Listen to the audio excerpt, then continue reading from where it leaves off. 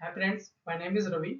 Today I am going to tell you TDS under section 194N and 194O. Section 194N की सबसे पहले बात करते हैं। यह सेक्शन 1 सितंबर 2019 से एप्लीकेबल हुआ था।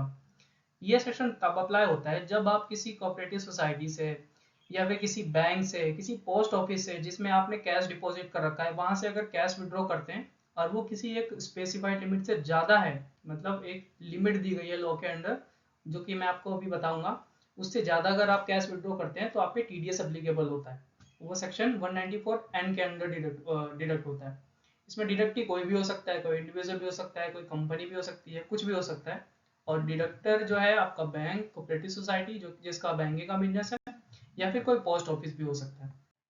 अगर थ्रेशोल्ड की बात करूं, तो अगर आपने प्रीसीडिंग 3 इयर्स की आईटीआर फाइल कर दी है तो आपको अप टू 1 CR तक कोई टीडीएस डिडक्ट नहीं होगा। यानी कि आप अगर पूरे साल में 1 करोड़ तक भी विड्रॉ करते हैं तो भी कोई टीडीएस एप्लीकेबल नहीं होगा।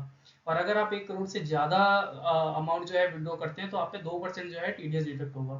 और अगर आपने प्रीसीडिंग 3 फाइनेंशियल ईयर्स की आईटीआर फाइल नहीं कर रखी है तो अप टू 20 लाख तो आप विदाउट टीडीएस डिडक्ट कर सकते हो।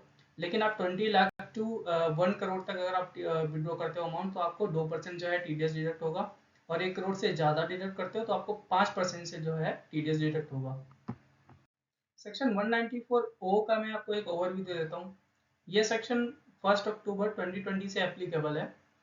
इसका इसमें टीडीएस तब डिडक्ट होता है जब भी आप कोई ई कॉमर्स के थ्रू कोई भी ट्रांजेक्शन करते हैं, तो इसमें आपका टीडीएस जो है ई कॉमर्स ऑपरेटर्स जो होते हैं, जो कि आपकी फ्लिपकार्ट हो गया, अमेजोन हो गया, इसके थ्रू आप अगर आप कोई भी ट्रांजेक्शन करते हैं तो ये लोग क्या करते हैं, आपका सेक्शन 194 ओ के अंडर टीडीएस डिडक्ट करते हैं। इसमें ई कॉमर्स ऑपरेटर्स जो है 1% की रेट से आपका टीडीएस डिडक्ट करेंगे। किस अमाउंट पे डिडक्ट करेंगे, वो आपकी सेल वैल्यू जो ग्रोस वैल्यू होती है एक्सक्लूडिंग जीएसटी, उस पे टीडीएस डिडक्ट होता है।